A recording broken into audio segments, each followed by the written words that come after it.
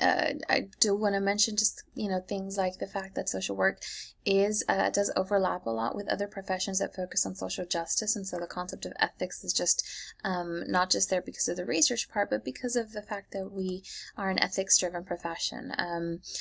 The protection of participants is basically what the whole process is about.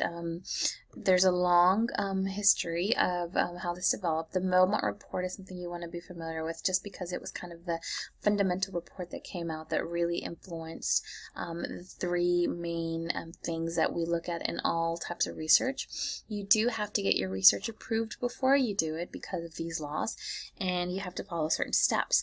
The most important of which is informed consent. It's absolutely the most important part of these research ethics. For children, it's called assent because they're not considered to be able to give consent. And there are certain different things that are required to be included in that. So most of the time when you'll have a form that participants sign that explains all of these things. It explains that it's voluntary.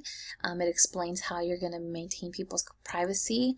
Make sure you understand the difference between being anonymous and confidential. So you don't promise people this is anonymous when you really do know their name. That just means it's confidential if you know who they are, but you're not going to share it.